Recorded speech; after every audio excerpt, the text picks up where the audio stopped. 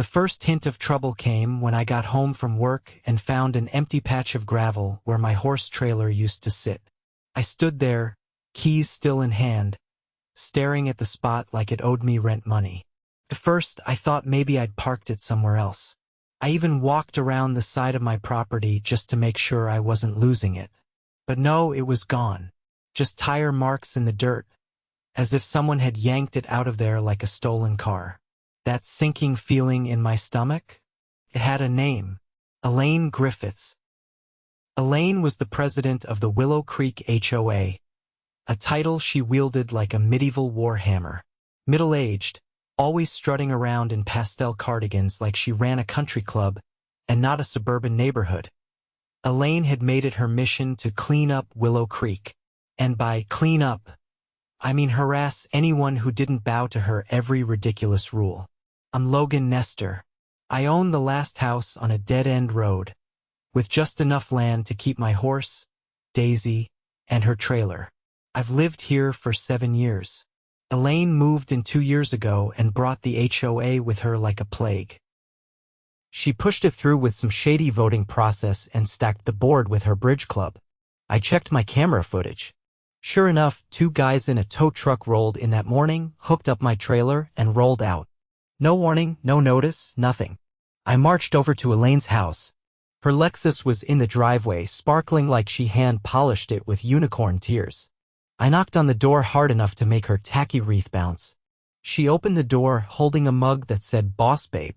"Logan," she said, like I was an inconvenience. "If this is about your trailer, then yes, I had it removed. It was a violation of Article 17, Section 3 non-permanent storage structures visible from the road. It's a horse trailer, Elaine. It's not a storage structure.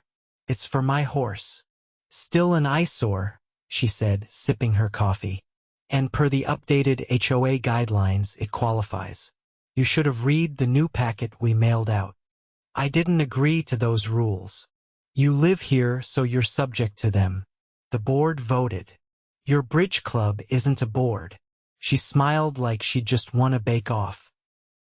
"You can submit an appeal, but the towing fee is already over $300, and it's accruing daily storage charges. Have a nice day." And then she shut the door in my face. That was Tuesday. By Thursday morning, I had a plan. A very specific, petty, legally airtight plan. You see, Elaine's house was the second to last on our road, and the only way out for her each morning was the gravel lane that ran across the edge of my property. It wasn't HOA land, it was mine, and I had the paperwork to prove it. The lane was a leftover from before the neighborhood was developed, and the easement had expired 5 years ago. I'd never blocked it before, never had a reason, until now. So I parked my truck across it. Then I backed my tractor up behind it. And for good measure, I chained up my gate and posted a nice little sign that read, "Private property, no through access." At 6:47 a.m. the next morning, I was sipping coffee on my porch when I heard the frantic honking. Elaine's Lexus was idling at the end of her driveway, trapped. Elaine stood beside her car, arms folded, blazer flapping slightly in the breeze, her heels sinking into the gravel as she approached the gate. She paused when she saw the new signage and the chain wrapped tight and padlocked around the post. "You've made your point, Logan," she called out, her voice sharp but brittle. "Now move your things before I call the county."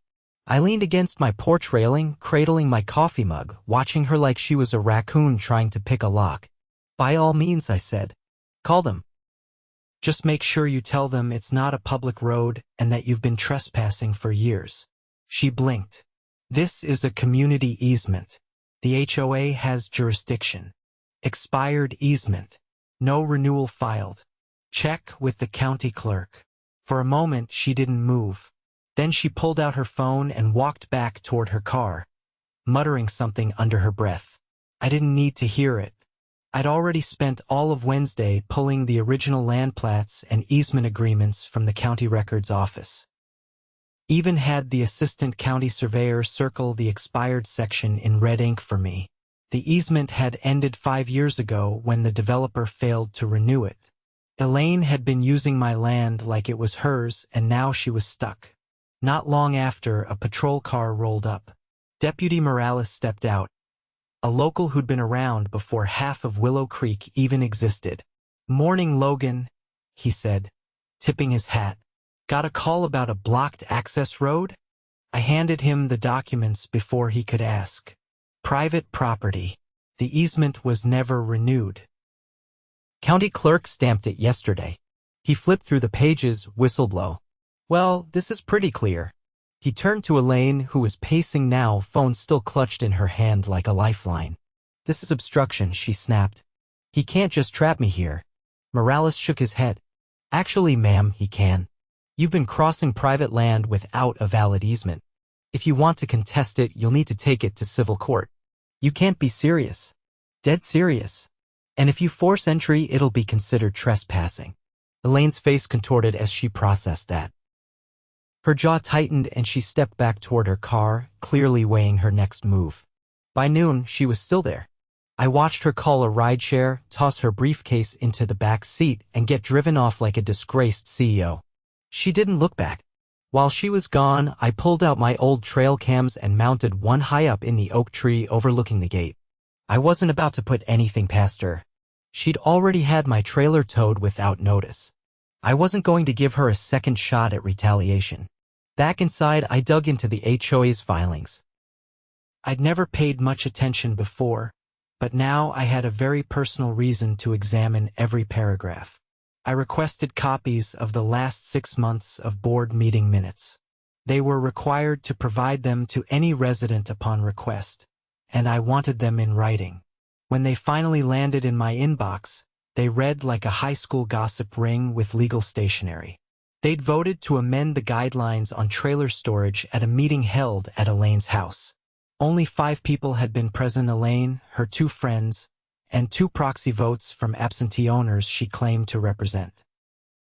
The amendment hadn't been properly filed with the county, nor had it been mailed to all residents within the required 30-day notice period. In other words, the change was invalid. I printed everything, highlighted the violations, and stapled it together with the county clerk's stamp on top. Then I emailed a copy to every homeowner in Willow Creek using the HOA's own contact list. Subject line: unauthorized HOA enforcement and illegal towing. Within hours, my phone buzzed nonstop. "Logan, is this true? Did they really tow your trailer without notice? I've had a fine on my mailbox for weeks. Can they even do that?" Apparently, I wasn't the only one Elaine had bulldozed. Turns out she'd fined a retired couple for having a decorative flag, warned a teacher down the street about her garden gnome, and even tried to cite someone for painting their shed the wrong shade of beige. The HOA was less a governing body and more a battalion of clipboard-wielding tyrants. That night, a dozen neighbors showed up on my porch. We stood in a circle of lawn chairs, passing around copies of the bylaws and violations. A retired attorney named Gwen offered to help us draft a formal petition. She'd practiced civil law for 30 years and had watched Elaine's antics with growing contempt. "She thinks no one's paying attention," Gwen said. "She's used to intimidation, not resistance. But if we hit her with a procedural challenge and a motion to dissolve the board, she won't know what hit her." The next day, we filed the petition. 26 signatures, well over the minimum required to trigger a board review. We submitted it via certified mail and email, with a demand for a special meeting within 15 days. Elaine couldn't ignore that without violating the HOA's own charter. 3 days later, my trailer was still impounded. I drove out to the impound lot and requested access. The manager frowned when I showed him the tow order. "This was authorized by a homeowners association?" "Yeah.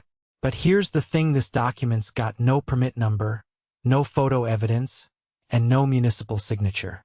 Just a handwritten note from someone named Elaine."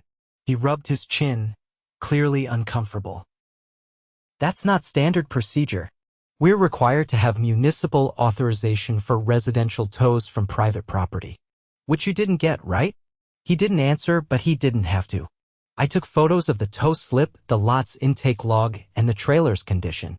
Then I filed a police report: unauthorized removal of personal property. I also submitted a complaint to the state's Consumer Affairs Office and the Department of Transportation. If the impound company had broken the law and it looked like they were about to have a bad week. By that evening, the lot manager called to say my trailer was available for immediate release, no fee, no paperwork. I picked it up, inspected it top to bottom, and brought it home. I parked it right back in the same spot. This time I added a bright yellow sign, protected by county code. Towing equals felony theft. Elaine didn't show her face for 2 days. When she finally did, it was at the special meeting we forced her to hold. It was held in the community center, and nearly every homeowner in Willow Creek showed up. Gwen opened with a calm, precise explanation of the board's violations: the illegal amendment, the lack of quorum, the misuse of authority, and the failure to properly notify residents. Elaine tried to interrupt. "This meeting is not authorized." "I know," someone shouted from the back. "You're not authorized." The room erupted. People stood up, waving copies of the petition, letters, fines, all of it. Gwen motioned for calm and introduced a vote of no confidence. We needed a simple majority. We got over 70%. Elaine stood frozen as the votes were counted. One of her own board members abstained. The other voted against her. She'd lost control. We appointed a temporary committee to oversee the transition. Gwen volunteered to serve as interim chair until new elections could be held. Elaine left without saying a word. Her car peeled out of the lot a little too fast, kicking up dust as she went. I walked home that night under a sky full of stars, the quiet hum of crickets in the background, my trailer parked safely in its place. The gate was still locked, the road still mine, and for the first time in a long while, the neighborhood felt like it belonged to the people who actually lived there. And Elaine? She started parking her car on the main road and walking the extra block to her house. I guess she finally learned what boundaries meant. By the following week, the neighborhood had transformed into something none of us had expected. For the first time in over a year, people were talking on their porches again. Kids were playing in front yards without their parents worrying about sudden noise ordinance notices. And garage doors stayed open on Saturday mornings as families cleaned, chatted, and reclaimed their space from the overreach that had ruled them. Elaine hadn't set foot near the community center since the vote. Her lawn, once obsessively trimmed, had grown uneven patches. Her mailbox leaned slightly. Its base cracked, something she'd fined others for in the past. But no one said a word to her. She kept to herself now, driving the long way around the hill to reach the main road, avoiding the private lane entirely. Then, out of nowhere, a beige envelope showed up in my mailbox. No return address. Inside was a typed letter, anonymous, but the language screamed of someone used to wielding authority without oversight. It warned that certain instigators in the neighborhood were placing themselves in legal jeopardy by interfering with official HOA enforcement. The last paragraph read like a threat disguised as legalese, citing imagined statutes and quoting bogus case law. I took it to Gwen, who read it twice and set it down carefully. This isn't just empty posturing. Whoever wrote this is trying to build a legal defense. Which means they know they crossed a line. I scanned the letter again. Think it was her? Gwen nodded once. Or someone acting on her behalf. Either way, they're panicking. I didn't like where this was headed. If Elaine or one of her old board loyalists was still trying to enforce rules they no longer had the authority to, it meant they weren't just sore losers. They were planning something. 2 days later, I got a call from the county sheriff's office. "Is this Logan Nestor?" "Yeah, this is Detective Farley. I'm following up on a report involving unauthorized property seizures tied to the Willow Creek HOA. Your name came up in relation to a towed trailer. Mind if I ask you a few questions?" I met him at the station that afternoon. Farley was tall, early 50s, with a voice like gravel and a gaze that didn't flinch. He didn't waste time. "Your trailer was towed without municipal authorization. That's not just a civil issue, that's potential felony theft, depending on who ordered it." "I've got the footage," I said, handing over a thumb drive. I've also got the HOA meeting minutes and a copy of the amendment they claimed gave them the right. He plugged the drive into a laptop and watched the footage silently. When the tow truck pulled in and hitched up the trailer, he paused the video. That's a private contractor. Not licensed for repossession. No plate on the trailer hitch either. He tapped a few keys. We've had issues with this company before. They've got a habit of taking HOA orders at face value. No paperwork. No permits. Just cash. So Elaine paid them under the table? Looks that way. What happens now? I'm opening a formal investigation. If she used HOA funds to pay for that tow and we find out she authorized any others, she could be looking at criminal charges. Misuse of funds, fraud, possibly conspiracy to commit theft. I left the station with a sense of momentum I hadn't felt since this whole thing started. But I wasn't prepared for what came next. The following evening, Gwen called me just after sunset. We've got a bigger problem, she said. Check your email. She'd forwarded a scanned copy of an invoice from the HOA's old bank account. It had been sent accidentally to one of the new interim board members. The invoice showed a transfer of over $9,000 to the same towing company that had taken my trailer. The description read, Enforcement Support / Nuisance Removal. I stared at the number. That's not just one tow. No. It's at least a dozen. Turns out, Elaine had been running a quiet campaign for months targeting homes she didn't like, labeling vehicles and trailers as unsightly, and paying off this shady tow company to haul them away. Boats, trailers, even a vintage car one neighbor had been restoring in his driveway.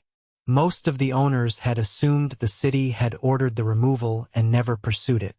Some had already paid hundreds in fees to recover their property. Armed with this new evidence, Gwen and I requested a forensic audit of the HOA's finances. The interim treasurer, a quiet accountant named Morgan who'd barely spoken during meetings, took the lead. Within a week, she uncovered a paper trail that made our jaws drop. Elaine had reimbursed herself thousands in administrative fees. She'd charged the HOA for catered lunches, personal travel, even a pair of spa treatments listed as wellness retreats. But the worst part? She'd signed off on every single expense herself, no oversight, no second signatures. We turned it all over to Detective Farley. That Friday, the sheriff's department served a search warrant at Elaine's house. 3 patrol cars pulled up just after dawn. Deputies went in and came out with 2 laptops, several folders, and a small safe. Elaine stood in her driveway, arms crossed, lips pressed so tight they looked bloodless. She didn't shout. She didn't argue. But she didn't look surprised either. By noon, the local news had picked it up. A reporter stood outside the Willow Creek sign, describing the ongoing criminal investigation into alleged financial misconduct and property seizures by a suburban HOA president. They used her name. They showed her house. For the next 2 days, a steady stream of neighbors dropped by the community center, some in disbelief, others furious. Gwen organized a restitution committee. I helped track down the original owners of the missing property.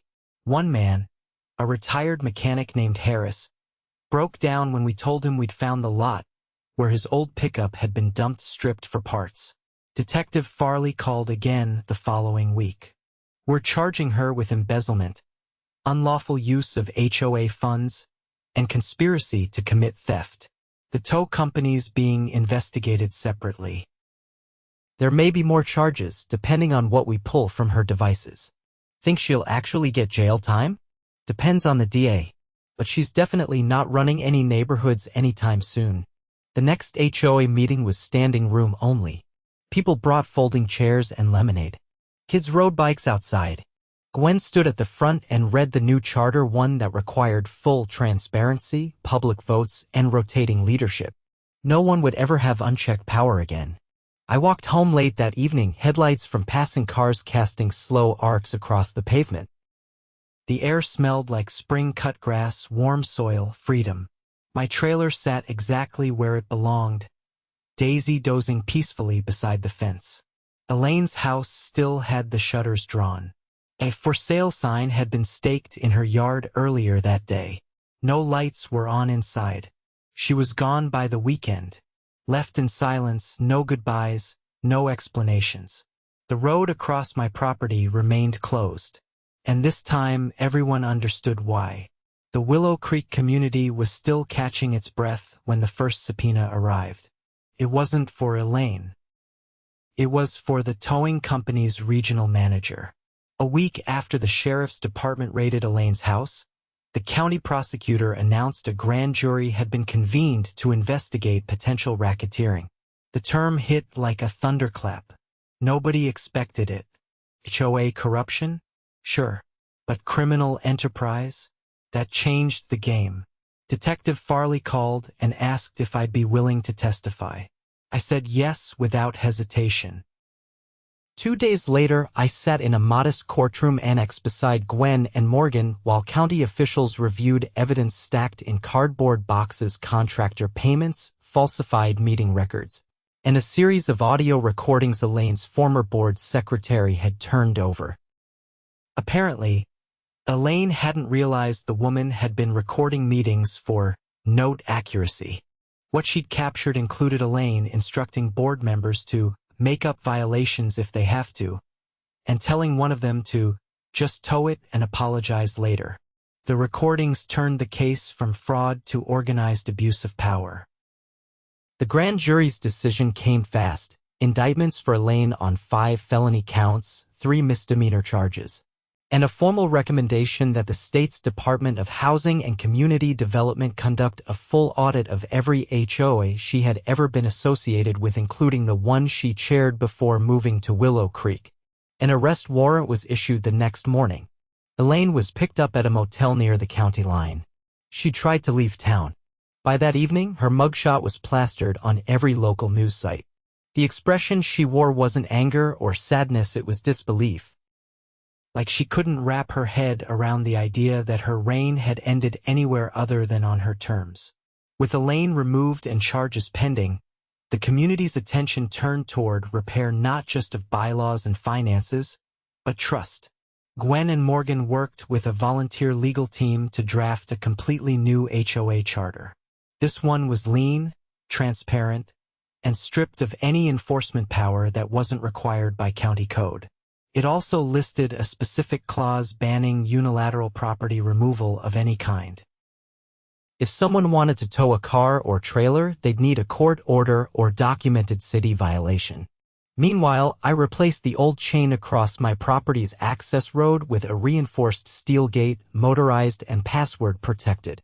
I didn't want to lock my neighbors out, so I gave the interim board permission to issue unique access codes to emergency services and delivery drivers on the condition those codes were logged and rotated monthly. One afternoon, about 3 weeks after the indictment, I was walking Daisy along the back fence when a man in a faded windbreaker flagged me down at the corner of my lot. He introduced himself as Harris, the same man whose old truck had been stripped at the impound lot. He looked like someone who'd spent more time fixing things than talking about them, calloused hands, a slow lean when he stood. He handed me a small paper bag with a jar inside. "Peach preserves," he said. "My wife makes them. I heard what you did. Thought you should have something that doesn't come with a court date." I accepted it, nodded, and thanked him. I didn't need more than that. It was enough. The restitution process moved slower than we hoped. The state's recovery fund kicked in to help victims of HOA misconduct, but it would take months before everyone saw reimbursement. In the meantime, Gwen organized neighborhood workdays where volunteers helped fix up properties that had been neglected due to fear of fines. The Johnsons finally put up their porch swing. The Nguyen's finished their mural. Even the retired teacher with the gnome collection added a few more, this time painted like dragons and superheroes. At the final interim board meeting before elections, Morgan stood up holding a folder.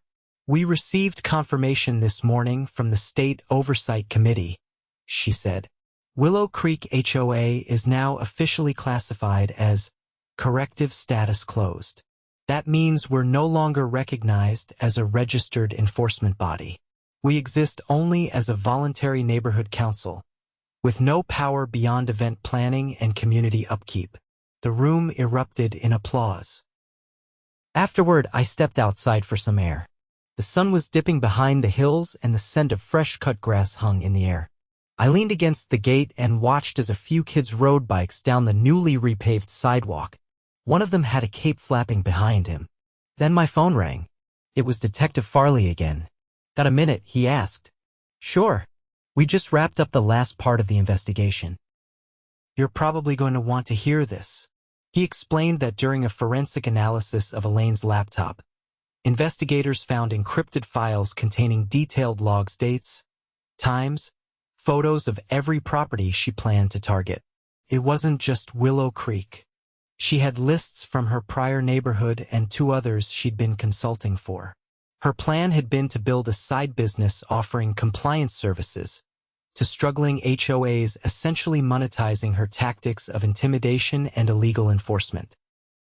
"What's worse," Farley said, "she'd already drafted contracts with 3 other neighborhoods. If she hadn't been stopped here, she would have scaled this thing." I exhaled slowly. "You did more than defend your trailer," he said. "You stopped something a lot bigger." The trial began in early spring. I wasn't required to testify in person. My video deposition, combined with the recordings, financial records, and testimony from victims, was more than enough. Elaine's attorney tried to argue that she was simply overzealous and meant well. But the evidence painted a different picture: calculated, manipulative, remorseless. After 4 days, the jury found her guilty on all felony counts. The judge sentenced her to 6 years with eligibility for parole in 3. She was also barred from serving on any HOA board, nonprofit board, or advisory committee for life. When the sentence was read, she didn't speak. She just stared ahead like she was trying to memorize a version of events where she still came out on top. She never would. The day after the verdict, the neighborhood held a potluck in the park. Gwen made deviled eggs. Morgan brought cinnamon rolls. Somebody grilled ribs. I brought a cooler filled with sweet tea and lemonade, and for once didn't have to talk about zoning laws or bylaw amendments. We just ate, laughed, and talked about things that mattered. Daisy even got her own corner of the lot roped off with fresh hay and shades so the local kids could pet her. One of them asked if she was the horse from the story. I told him she was the one who started it all. Later that evening, I walked out to the edge of my property, stood by the new gate, and looked out across the road Elaine used to drive every morning. It was quiet now. Peaceful. The community had taken its power back. We hadn't just removed a tyrant. We'd rewritten the rules, built safeguards, and turned a neighborhood into a real community again. And all it took was one stolen trailer and the refusal to be pushed around.